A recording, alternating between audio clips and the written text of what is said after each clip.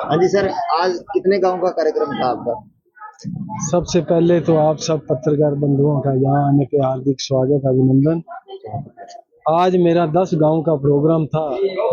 सबसे पहले हम मैनाखेड़ा गए, जहाँ बहुत अच्छा हमें समर्थन मिला। वो गांव भी गरीब परिवारों का गांव है। उसके बाद अगला पड़ाव हमारा चक्का गांव का था, भूना गांव का था, उसके बाद घोड़ावाली। इसी तरह हम लगभग 10 गांव में गए और पूरा हर गांव में पूरी रौनक थी। लोग इंतजार कर रहे थे कि कब 5 तारीख आए और हम अपनी मोहर का इस्तेमाल करके शिषपाल कंबोज को विधायक बनाने का काम करें। कई नेताओं के कार्यक्रम में हमें मीडिया भी गई है, वहां देखने को मिला भी 10-15 आदमी हर कार्यक्रम में मिलते हैं, लेकिन आपके छोटे छोटे कार्यक्रमों में भी जो कार्यक्रम बड़े नहीं हुए उन्होंने उसमें भी 500-500, 200-200, 400 की भीड़ है। ये लोगों का, जनता का प्रेम है जी। जिस तरह आप जानते हैं कि पिछले 5 साल में इन लोगों ने जनता के काम ना कर करके अपने घर भरने का काम किया। ये उसका रिजल्ट है कि आज जनता इनसे दूर हो चुकी है और आने वाली 5 तारीख का इंतजार कर रहे हैं कि किस तरह हम इनके वो 5 साल का हिसाब लेने का काम करें।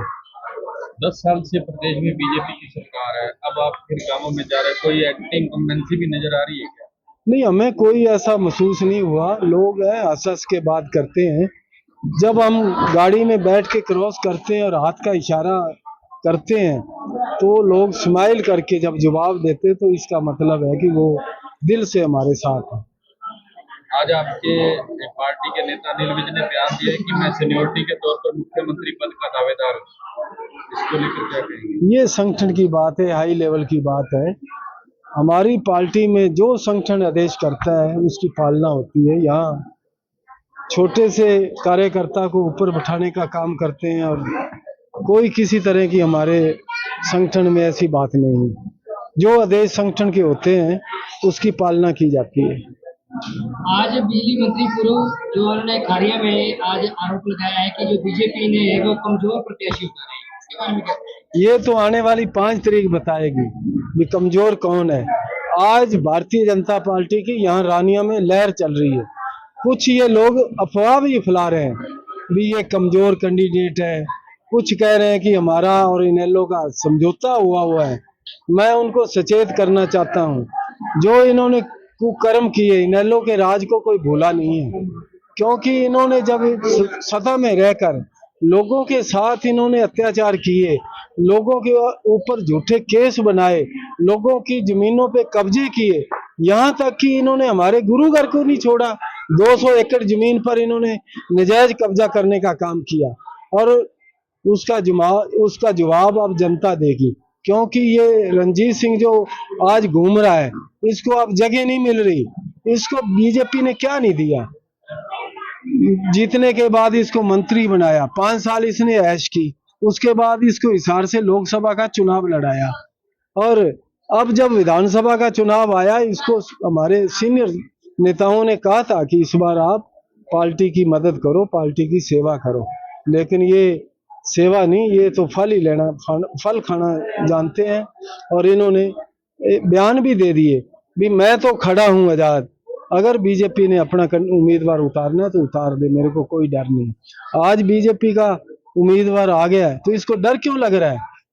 इसको डर क्यों लग रहा है? अब इसका गांव में घुसना भी बंद हो रहा है।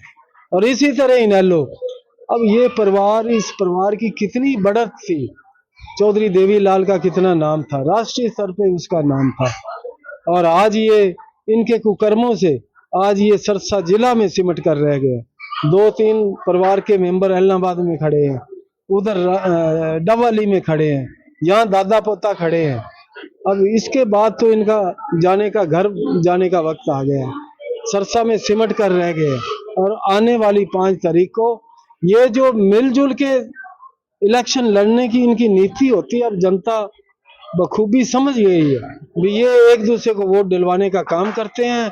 जीतने के बाद सरकार में रहकर ये सरकार को ब्लैकमेल करने का काम करते हैं। तो इसलिए अब जनता इस पे भरोसा नहीं करेगी।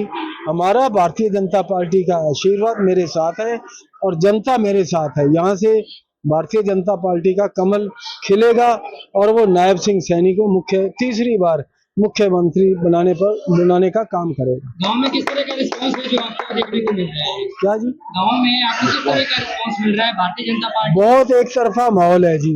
कोई गांव ऐसा नहीं जहाँ 60% 50% से कम वोट लेने का काम करे। कई गांव तो ऐसे हैं जहाँ इनका सुपड़ा साफ है।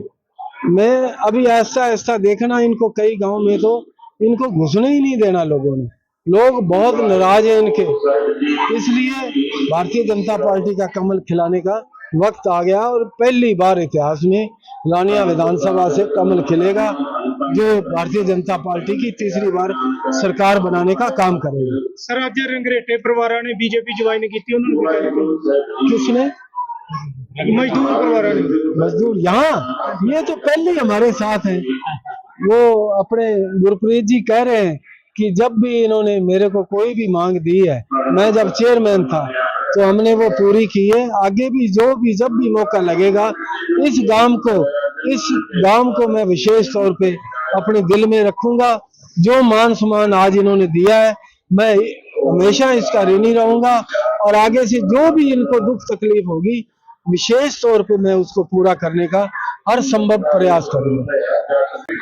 हम पिछले 3 दिनों से ही अपने दौरों पर चल रहे हैं। जनसंपर्क अभियान हमारा चल रहा है और मगाड़ा गांव से हम शुरू हुए थे। लगभग 30 गांव हमने कवर कर लिए हैं 3 दिनों में और बहुत भारी जन समर्थन जो है भारतीय जनता पार्टी को और खास करके शीशपाल कबोज जी को मिल रहा है, क्योंकि 2009 में इन्होंने इलेक्शन लड़ा, 2014 और 19 में टिकट ना मिलने के बावजूद भी ये भारतीय जनता पार्टी के समर्पित कार्यकर्ता बने रहे और तन मन धन से सेवा करते रहे और मार्केट कमेटी चेयरमैन रहते हुए जो विकास कार्य इन्होंने गांवों में करवाए उसका फल हमें देखने को मिल रहा है और लगातार लोगों का भरपूर समर्थन गांवों में हमें हर समाज का मिल रहा है। भाई जी, आप जिला पर अल्पसंख्यक मोर्चा के जिला महामंत्री हैं, उस नाते में कितनी की दावेदारी आपकी अल्पसंख्यक मोर्चा है? देखिए, सिख समाज का और अल्पसंख्यक समाज का भारतीय जनता पार्टी ने हमेशा ही मान सम्मान किया है।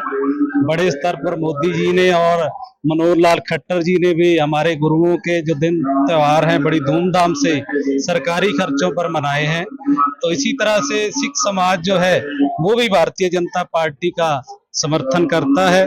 कुछ लोग होते हैं जो अन्य पार्टियों में पुराने जुड़े हुए हैं, उनके एक दूसरे पर शायद आसान होंगे, वो नहीं टूट पा रहे उधर से, लेकिन जो सिख समाज है वो भी भरपूर समर्थन जो भारतीय जनता पार्टी को दे रहा है। और डबवाली में क्योंकि सिख समाज के हमारे साथी को टिकट भी दिया गया है तो भारतीय जनता पार्टी हमारा ध्यान रख रही है और हम भारतीय जनता पार्टी का ध्यान रख रहे हैं। Thank you.